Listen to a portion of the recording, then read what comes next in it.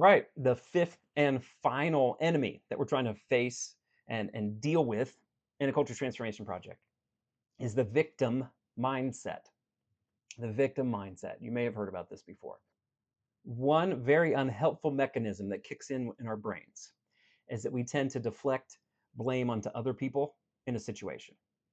We want to put it on they. Instead of thinking about us, we're thinking about them and what they have done. In fact, there's some quintessential truths about how stories are made, something called a story structure. Joseph Campbell put this whole thing together years ago called The Hero's Journey, and it basically outlines what every good story has to have as components in order to be a good story. And if you know the structure, you'll see it in every book that you read, you hear it in every story that you hear, in every movie that you watch, every TV show. There's cycles of this story structure over and over again. And I won't get into all of it, but I'll tell you there are three characters that have to be present in every story for it to be believable as a human being. The first character is the main character who becomes the hero. It's the person who's walking along, who's likable, and they face some type of difficulty. So you've got a character faces some type of difficulty. They overcome great odds to make the world better or to change.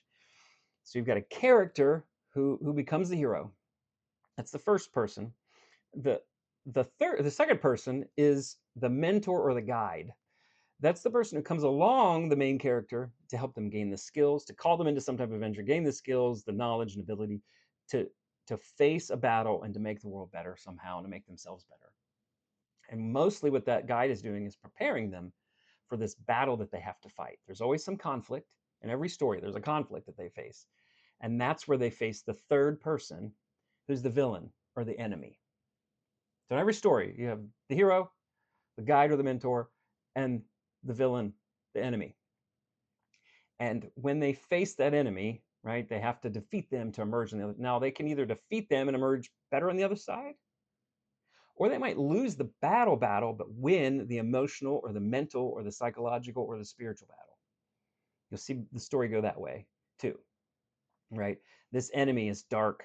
They've got some type of, usually they're wearing a mask or they've got some type of physical deformity because you can tell they've been hurt and they're in pain and they're using that pain to harm other people. And the hero is going to face them and try to, prevent them from spreading that pain by defeating them, right? The hero, the guide, the villain. Now, what I learned a number of years ago that I found fascinating in story structure is that the villain, the question becomes, how did the villain get into this pit, in this place where they're in this dark place of trying to just continue to do harm to people? The reality is they were the hero at one point. They were the heroes called to adventure, got some skills and training, and then they went into this dark place where they had to fight a battle, and they lost the battle. And not only did they lose the battle, but they experienced such pain from it that they stayed in this place of being a victim of that pain.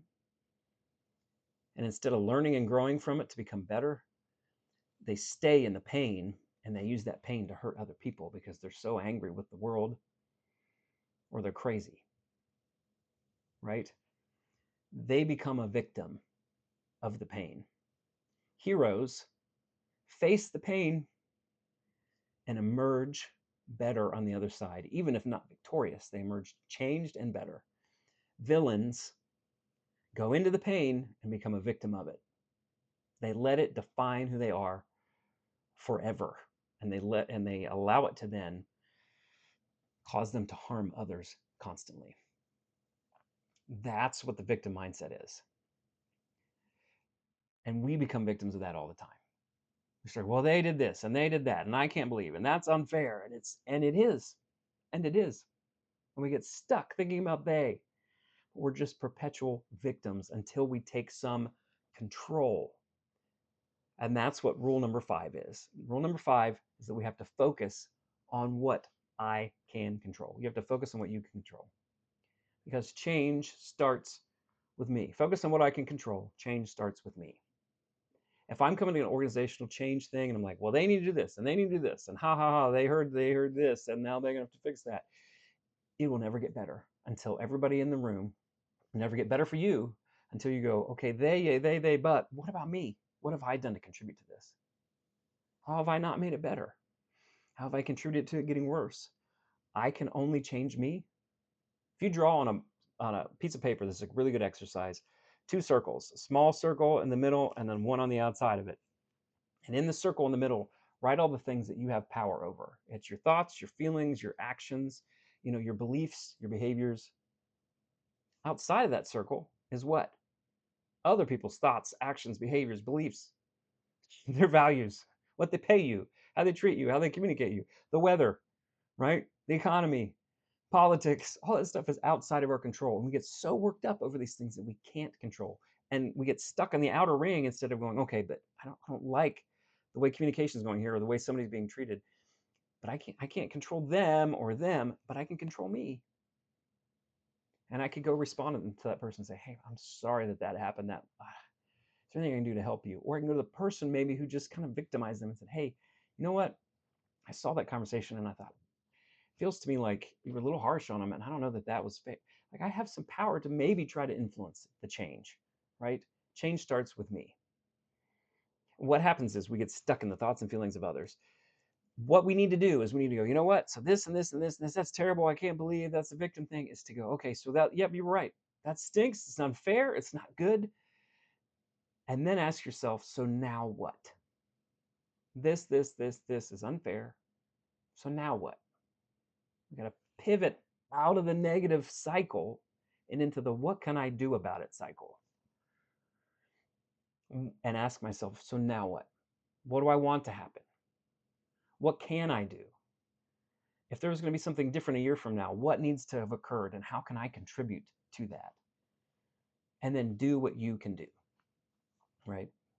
Do what you can do. I know this can be hard. You've been through a lot and you're frustrated and you're caught in this victim mindset. I've been there too. Some things for a day, some things for years of my life that why am I still acting like, why am I letting that thing have power over me? I have agency over that. I can change something there. I can't change all of it, but I can change what's within my belief and my behavior. I'll tell you a story about somebody I was coaching once who'd been in an organization for a long time, and she had started to be a real bully to other people. She was really frustrated. They kind of demoted her, moved into another area to kind of get her away from other people. And she still was just causing problem after problem after problem. And she was a miserable person to be around. I started coaching her. I thought, oh my gosh, this person is probably not going to change. They don't want to. But every conversation was just about everything everybody else had done wrong and how she had been treated this way and how they had done this and it's not fair and I can't believe they and I can't believe they and I can't believe they and I can't believe they and they did this and they did this. The whole for weeks in these conversations I had with her, all they. And finally I just said, Debbie, listen, what do you want to happen now? What do you want to happen now? So what do you mean? Well, they. And I kept asking, what do you want to happen now? What can you do about it? Oh, they. No, what can you about it? What do you mean? What can I do about it? Well, I can't decide all these things. No, but you can behave differently. You can ask for a change of something, right? You could come to work every day and think about it in a way that you do have some power to influence how people are perceiving you. And now they see you as a bully. Now they see you as somebody who's harsh because you're so frustrated. It's like, well, I am frustrated. It's their fault. Like, but they're not making you treat people poorly, right? She went, no. Like, right? No. Okay. So what do you want to do? Well, you're not listening. They did this. And I said, I am listening, Debbie. This is the deal. Like, I'm getting frustrated just being really raw with this person. I'm trying to help you make a choice because the whole conversation is about what everybody else is doing, but you have power. You've been here for 30 years. You're well respected in your industry. You have great relationships with people outside of this place. Things have gotten poorly here, but you can either start to act differently here so that people treat you differently, or you could find someplace else to be. Like, what do you want to do? Like, could you find another position somewhere? Yeah. If you came in and behaved differently every day, would people eventually start to treat you differently? She reluctantly answered yes. Then why are we staying in this place of letting they determine you every day? And she got kind of mad. I was like, I'm not doing this is stupid. I'm not talking about this anymore, and just walked off. Okay. I didn't hear from her for about a week. And the next time I came in to meet with her, she wasn't at her desk. And I thought she's probably skipping out. She came walking over, looked different, and she threw something down and she said, you know what? You're right. So what do you mean? She said, I have let this place determine how I feel every day. I went home and they were like, "Oh yeah, you do that. You bring all that home. You let them, let people, the things there come here, and it's within your power to be different about it." But so I'm gonna do something different now. I'm showing up, and I'm gonna focus more on the positive. I'm not gonna take it out on other people. I'm gonna start exploring other jobs and see, you know what, I do have the power to get something else if I want to. And she was a different person after that day because she realized, she said, I get what you're trying to say. I'm letting other people dictate what I'm doing, and I need to take some power in it. I said, yes, yes. And the relief in her personality from that point forward was dramatic. We all do this, where we become a victim of everybody else and we forget how much power and agency we actually have. We lose hope because of it. But until we can focus on what I can control, until I can focus on what I can control and to do action there, it's amazing how powerful that feels to be like, I do have some power here. I can do this. I can do that. I can make it better. The hope comes back. Doesn't mean it's going to get better all right away, but you are no longer a victim of the things around you. If you can be the type of person who combats the victim mindset quickly in your life and says, I'm not going to give into that. I'm going to focus on what I can control. You'll be amazed at how much your life will get better and the lives of people around you will get better in this place and how much that will help turn this place around. Take the power you actually have.